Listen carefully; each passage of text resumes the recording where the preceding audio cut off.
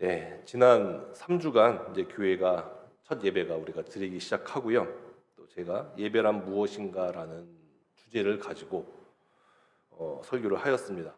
그 이유는 교회의 본질은 예배라고 생각했기 때문이고요. 그리고 올바른 예배에 대한 인식을 우리 성도님들께서 가져야 한다라고 생각했기 때문입니다. 그래서 제가 교회가 개척되고 가장 신경을 썼던 것이 예배 순서입니다. 그 주보에 인쇄된 예배 순서를 보면은 그 교회마다 좀 다르거든요. 근데 그 교회가 예배에 대해서 어떠한 마음을 가지고 예배를 드리고 있는지, 그 교회가 추구하는 바가 무엇인지를 그 주보 순서만 보면은 좀 알 수가 있어요. 저도 계속해서 그래서 예배에 대한 것들을 생각하고 또 이제 예배에 대한 책들도 있고 또 말씀도 묵상을 하면서 또 다른 교회들의 그런 신뢰들을 참고하면서 지금 우리 교회의 예배 순서를 지금 만들어서 하고 있는데, 이건 앞으로도 좀 변할 여지가 있습니다. 또 예배에 대해서 또 더 다른 저에게 인사이트가 들어오면 바뀌게 되는데, 그래서 오늘 보면 좀 잠깐 변한 게 있어요. 광고 순서가 좀 변했습니다. 광고 순서가 전에는 이제 그 말씀 예전 뒤에 이제 봉헌과 친교 예전 사이에 있었는데, 그 봉헌과 친교 예전을 빼고요. 축도 후에 광고를 넣었습니다.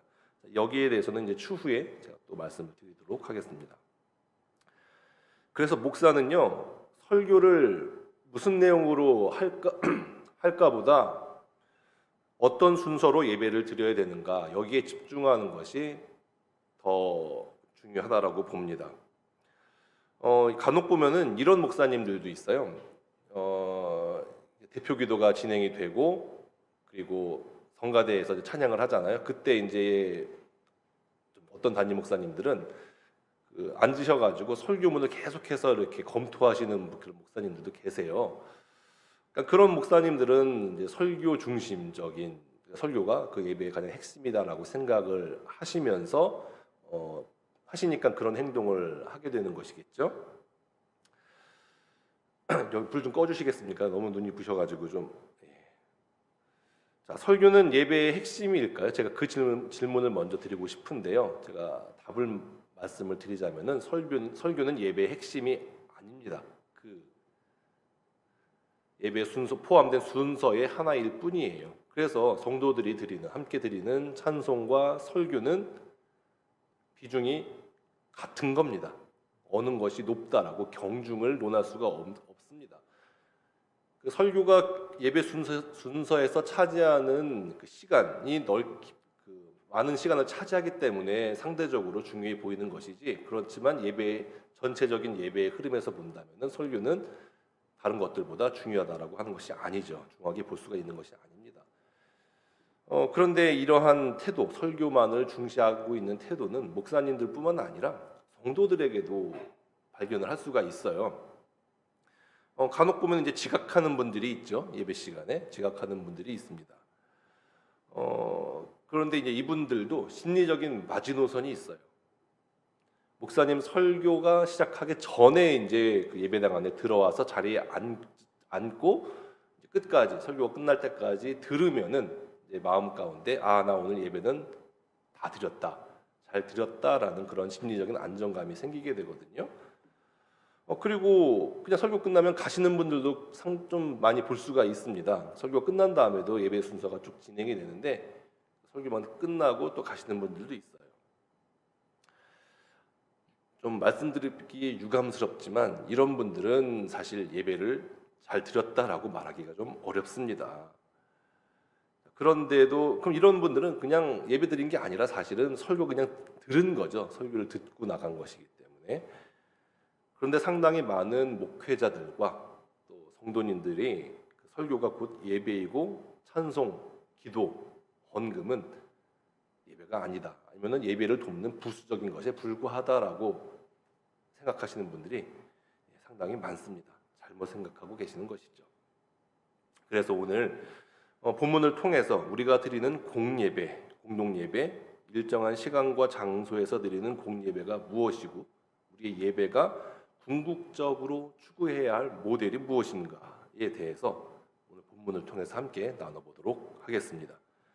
제가 첫 주 설교와 둘째 주 설교를 통해서 예배의 대전제는 우리의 평소의 삶이다. 삶 전체가 예배이다라고 제가 말씀을 드렸습니다.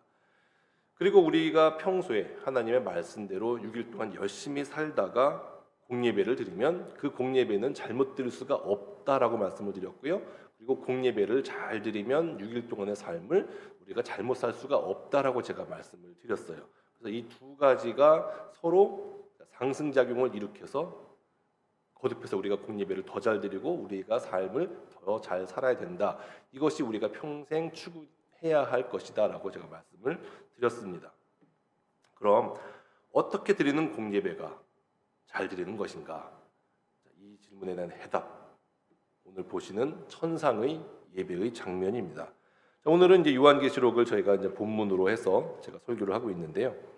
요한계시록은 이것도 역사적인 배경이 있어요. 그냥 우리가 보고 있는 책이나 뭐 어떤 것들은 다 그 대상이 없이 쓰여진 책은 없어요. 대상이 없이 쓰여진 책은 낙서라고 합니다. 낙서, 뭐 화장실이나 담벼락에 쓰여져 있는 낙서. 낙서는 우리가 글이라고 하지 않죠. 그렇죠? 그런데 이제 모든 기록된 모든 문서들, 뭐 책들 이런 것은 이 책을 읽기를 원하는 독자들을 염두에 쓰고 둔 책인데 요한계시록도 마찬가지입니다. 요한계시록은요, 그 AD 한 90년에서 95년경에 기록이 된 책인데요. 이 당시는 로마 시대에 기록이 된 것이죠. 로마 시대 때 그 도미티아누스 황제라는 황제가 다스리던 시절에 기록된 책인데요.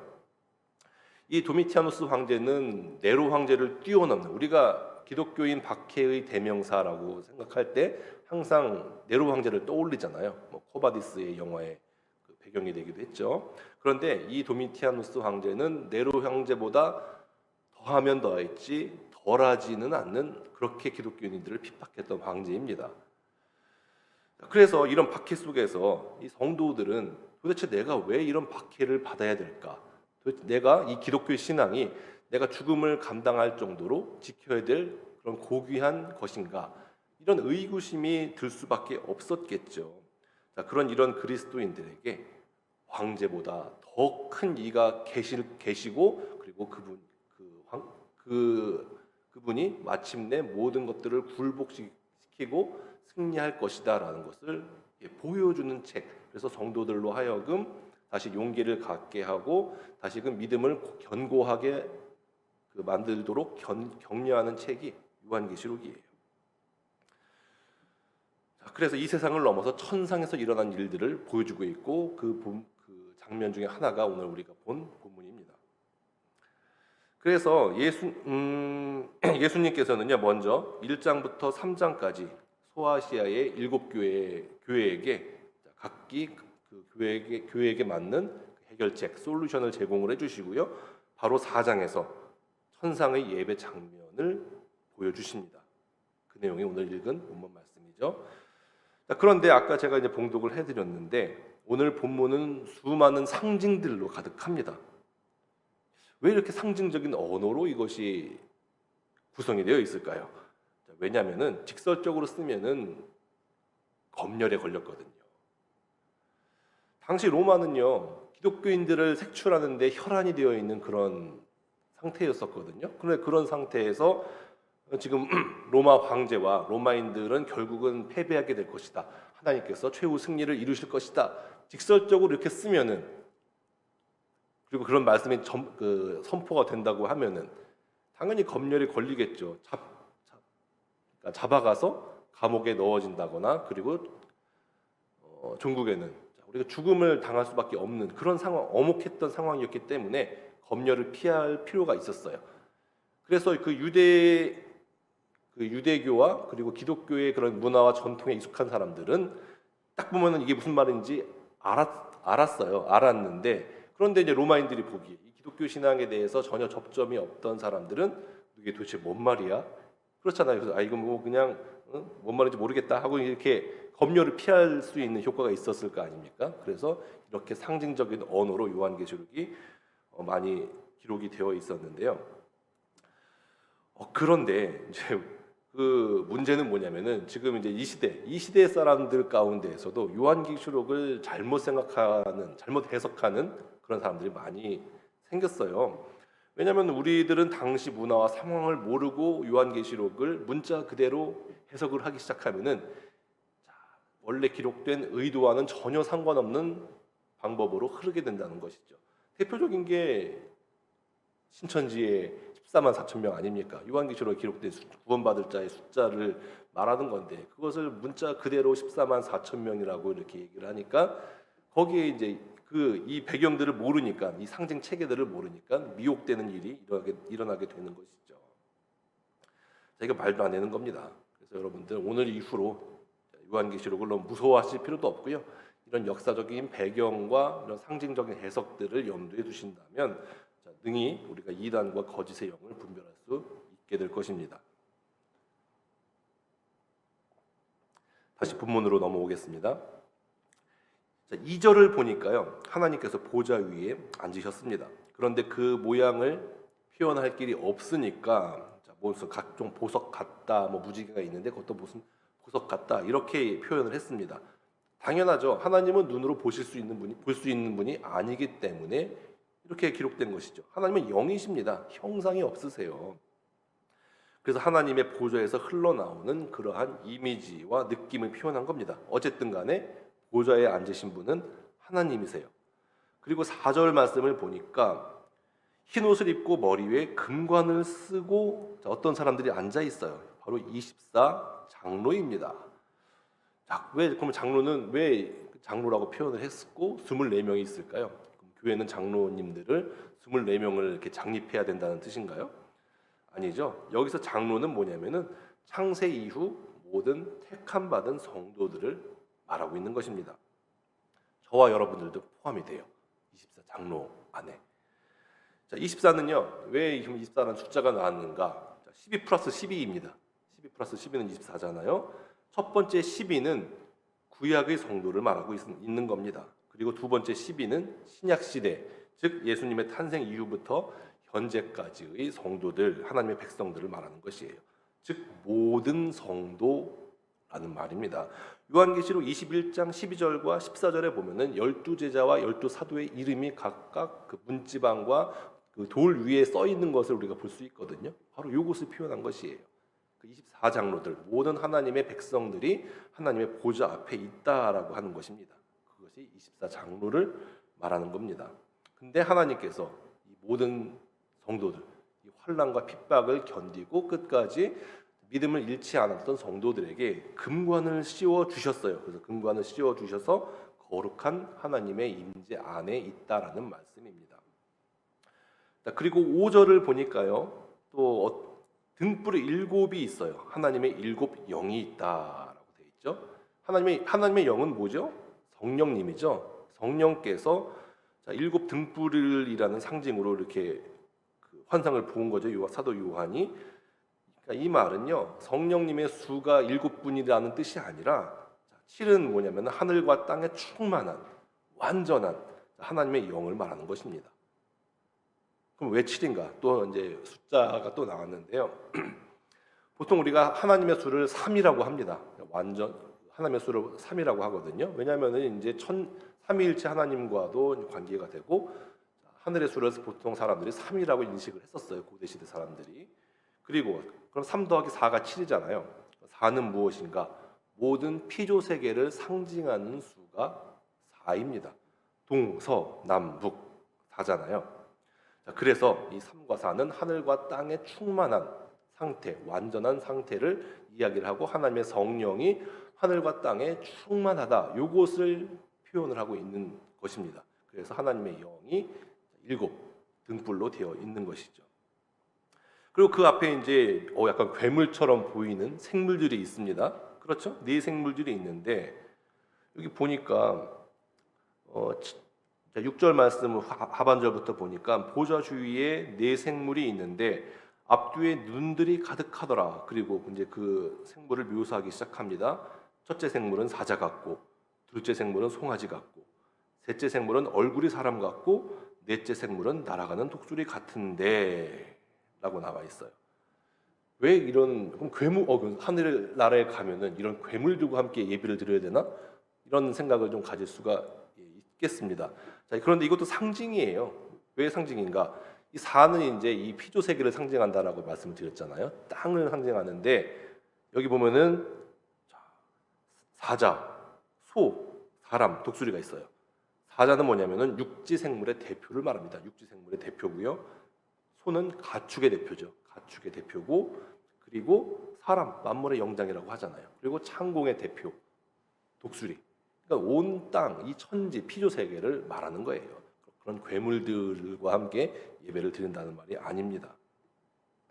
자, 그래서 이들이 날개가 있어요. 날개가 있대요. 자, 그룹이라고 하는 천사를 표현한 것이죠. 구약 성경에도 자주 나오는 등장하는 천사들인데 이 그룹들, 이 생물들은 밤낮 쉬지 않고 8절 하반절의 말씀 거룩하다 거룩하다 거룩하다 주 하나님 곧 전능하신 이여 전에도 계셨고 이제도 계시고 장차 오실 이시라 라고 하나님을 찬양하고 있습니다.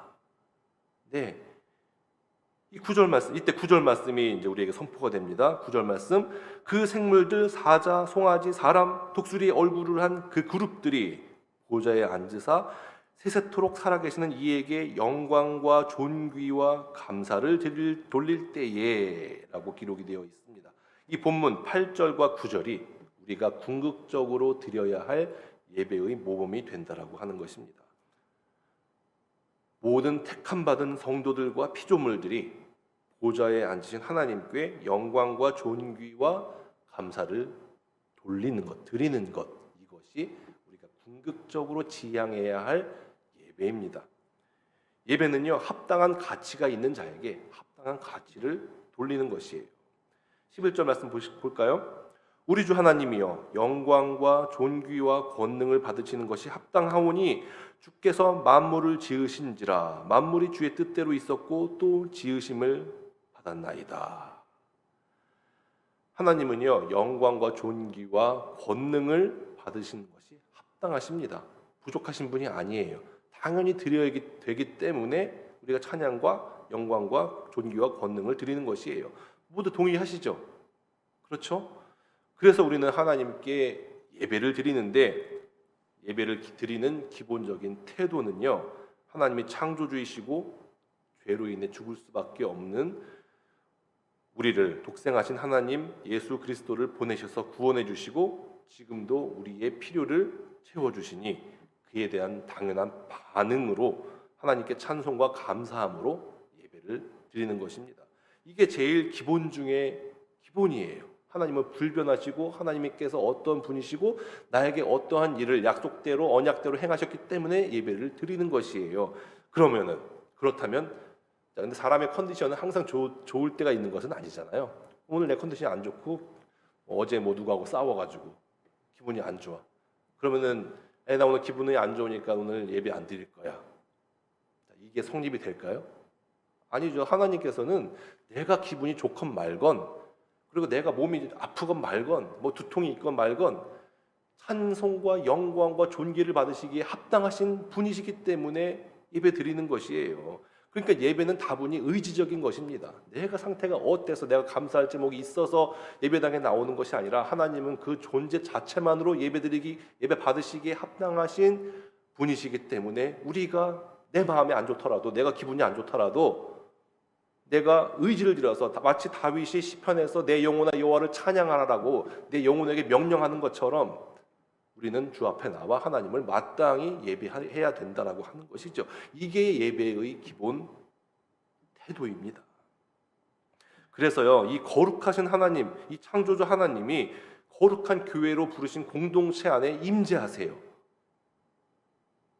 자, 우리가 지금 보이지는 않지만 하나님께서 지금 이 예배를 받으시잖아요. 그리고 제가 그 지지난주에 설교했던 것 같이 예배는 무엇인가? 하나님께서 우리를 지켜보시는 것이 예배다. 샤하라는 그 구약 성경의 가인과 아벨의 사건을 통해서 제가 말씀을 드렸잖아요. 하나님께서 우리를 보고 계세요. 우리는 예배 받으시는 겁니다. 하나님께서. 이것은 이 장소에만 국한된 것이 아니라 지금 뭐 코로나로 인해서 온라인 예배들을 많이 드리시는데 인터넷을 통해서 휴대폰을 통해서 TV를 통해서 모든 교회의 예배에 참여하는 성도들에게 해당되는 문제예요. 하나님께서는 지금 좌정하고 계시고 우리는 그 앞에 엎드려 예배를 드리고 있는 것입니다. 자, 그런데 어떻게 우리가 예배 시간에 지각을 한다거나 잠옷바람으로 누워서 비스듬히 소파에 누워서 예배를 드립니까? 그건 설교, 아까 말씀드린 설교 듣는 거잖아요. 그것은 그래서 그런 태도로 예배드리는 것은 엄밀히 말하면 예배를 드리는 것이 아니다라고 말씀을 드릴 수 있습니다. 예배는요, 하나님의 임재와 그에 따른 우리의 반응, 즉 찬양, 감사, 결단의 반응입니다. 그래서 우리는 다양하게 반응할 수가 있죠. 검숙하고 엄숙하게 있는 것만은 예배가 아니에요. 하나님께서 우리에게 기쁨을, 우리 구원의 기쁨을 주시면은 우리는 소리치고 박수치면서 얼마든지 반응할 수가 있는 것입니다. 그래서 우리는 노래로, 악기로 하나님의 영광을 찬송하고 또 설교를 통해서 하나님께서 어떤 분이신지, 우리에게 어떤 일을 행하셨는지 그에 대해서 듣고, 그래서 하나님을 더욱 찬양하게 되고 우리가 하나님의 말씀대로 결단하는 자리가 되어야 합니다. 이것이 공예배가 되는 것입니다. 그러니 회중이 함께 부르는 찬송과 설교자가 하는 설교가 비중이 차이가 있나요? 없죠. 설교자는 하나님께서 이런 일을 행하셨습니다. 그것에 대한 반응으로 우리는 아멘 하면서 반응을, 그 고백을, 설교자의 말에 대한 그 반응을 하나님께 드리는 것이잖아요. 그래서 공동으로 제가 이제 몇 가지 제언을 좀 드리겠는데, 공동으로 부르는 찬송 때 가끔 이제 화음을 넣으시는 분들이 있을 수가 있어요. 좀 가끔 보게 되는데, 엄밀히 말하면 그걸 이제 제가 정죄한다기보다는 보다 더 예배를 잘 드리기 위해서 제언을 드리는 것인데, 엄밀히 말하면 재창을 할 때 화음을 넣는 것은 바람직하지 않습니다. 그리고 이제 뒤에 스크린이 떠 있는데 좀 화려한 이펙트가 들어간 그런 것들을 띄우는 것도 사실은 공예배 시간에는 좀 지양되어야 할 그런 것들이에요. 왜냐하면은 예배는 철저히 하나님의 임재 앞에서 드려지는 것인데, 그 앞에는 어떠한 사람의 공로를 자랑할 수가 없는 거예요. 그렇잖아요. 내가 사람들에게 멋있게 보이기 싶어서 화음을 탁 멋있게 넣거나 또 다른 그 장치나 이펙트로 한다면은 그것은 사람의 마음이, 하나님에게 회중의 마음이 하나님을 벗어나서 딴 곳으로 쏠릴 수가 있게 될 우려가 있거든요. 그래서 저는 그렇게 생각을 합니다. 가급적이면 그러한 것들은 지양을 하고 오직 예배 시간만큼은 거룩하신 하나님의 임재만을 바라보게 하는 것, 그리고 예배의 모든 도구들은 그것에 집중시키게 만드는 것이 가장 예배에 있어서 중요한 태도가 되는 것입니다. 그래서 우리가 이렇게 우리가 거룩하신 하나님 앞에 있다라는 인식을 가지고 있을 때에 우리는 하나님만을 예배할 수 있고요. 그리고 거룩하신 하나님의 임재로 말미암아 그 안에서 우리 안에 감사, 위로, 회복, 치유가 일어나게 되는 겁니다. 이런 위로, 회복, 치유는 예배로 인해서 주어지는 은혜이지 그것이 목적이 되면 안 됩니다. 그래서 치유 예배 이런 말은 쓰면 안 됩니다. 치유 집회란 말은 있을 수 있어요. 하지만 내가 치유받기 위해서, 병 낫기를 위해서, 아들이 대학교 합격하기 위해서 그런 목적으로 예배드리는 것은 하나님 앞에 합당한 태도로 예배드리는 것이 아닙니다. 10절 말씀 볼까요? 24 장로들이 보좌에 앉으신 이 앞에 엎드려 세세토록 살아계시는 이에게 경배하고 자기의 관을 보좌 앞에 드리며 이르되 라고 말씀하고 있습니다.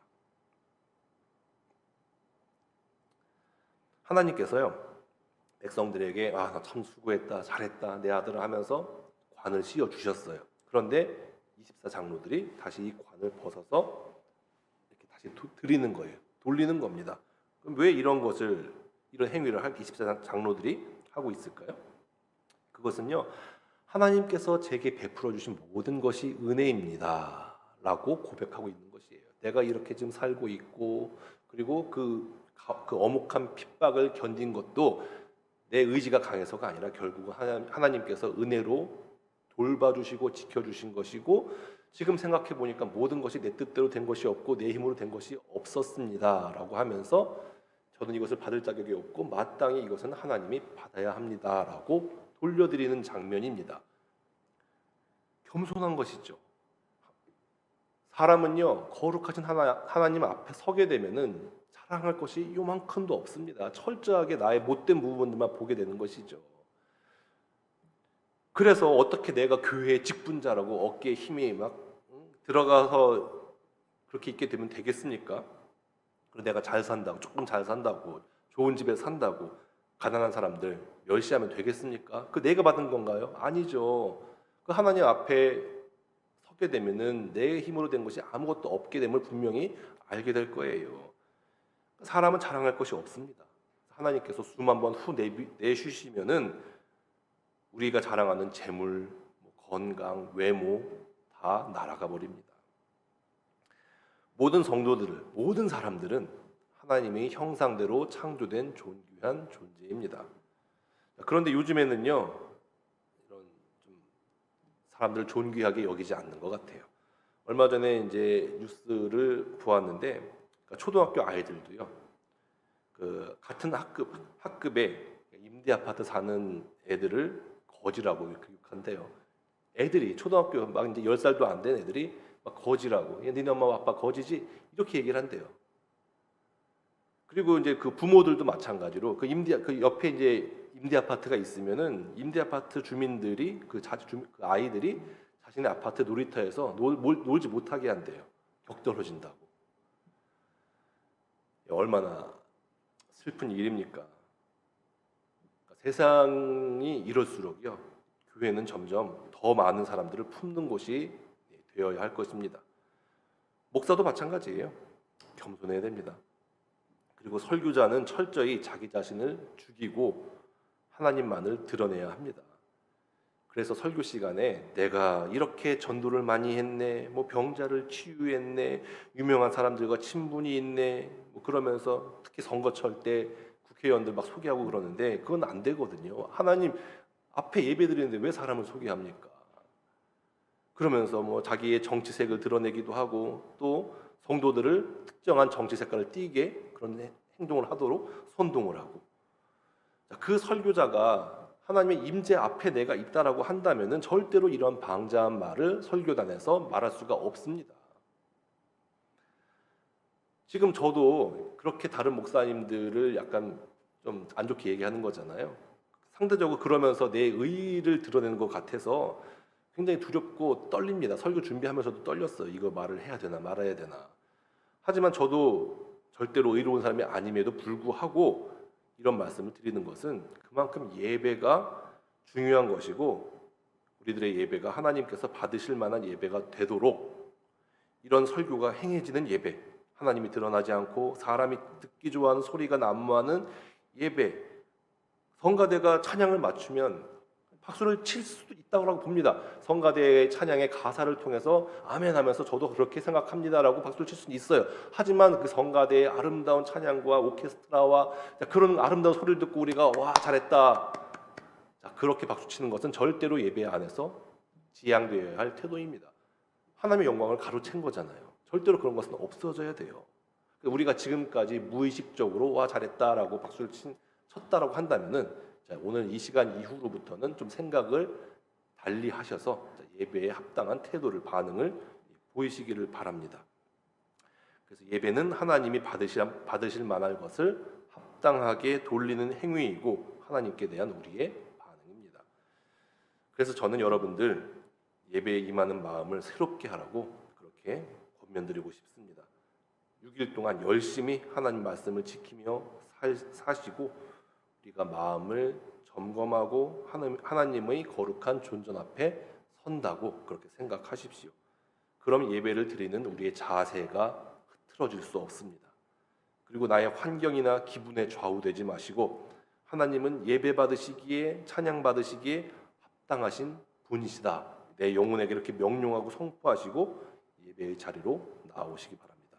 그럴 때에 우리는 하나님의 하나님 되심을 목독해 될 것이며 하나님의 은혜로 인해서 무너진 우리의 삶이 또 삶의 삼적한 문제들을 바라보는 시각이 바뀌게 될 것입니다. 하나님을 예배하는 것이 올바로 정립되기 시작하면 우리의 삶의 문제도 풀리게 돼요. 그게 순서입니다. 단추를 잘못 채우면은 다시 단추를 풀러서 첫 단추부터 다시 채우게 되죠. 하나님을 올바르게 예배하는 것이 우리 삶의 첫 단추예요. 그래서 부부 싸움을 하셨으니까 예배를 잘 드리세요. 부부 사이가 화목하게 되어집니다. 정말입니다. 제가 10년 동안 살아보면서 제가 이거 하나만큼은 자신 있게 제가 간증드릴 수가 있습니다. 말씀을 정리하겠습니다. 예배를 잘 드리십시오. 거듭하여 간곡하게 말씀드립니다. 거룩하신 하나님의 존전 앞에 서서 예배를 잘 드리십시오. 온라인일지라도 오프라인일지라도 이 원칙은 똑같습니다. 하나님은 여러분이 어디에 있든지 여러분의 중심을 아시는 분이시기 때문입니다. 예배드리는 것이 구원받은 백성들이 마땅히 해야 할 일입니다. 기도하겠습니다. 하나님 아버지, 주 앞에 제대로 서지 못할 부끄러운 자가 감히 예배에 대해서 하나님의 말씀을 전하였습니다. 아버지, 우리가 예배를 드릴 때 하나님의 임재 안에 우리가 거하게 하여 주시고 하나님의 거룩함 앞에 우리의 모든 공로는 서지 못하도록 우리를 겸손케 하여 주시옵소서. 내가 기분이 좋거나 나쁘거나 건강하거나 건강하지 않거나 하나님은 찬양과 예배 받으시기에 합당하신 분이시기 때문에 우리가 주 앞에 마땅히 드릴 것을 드립니다. 그때 우리의 마음의 중심을 받아주시고 또 하나님을 우리를 자녀 삼아 주시고 복되다 하여 주시고 또 우리가 그로 인해서 나머지 6일 동안도 기쁨으로 살아갈 수 있도록 하나님 큰 은혜 부어 주시옵소서. 예수님의 이름으로 기도했습니다.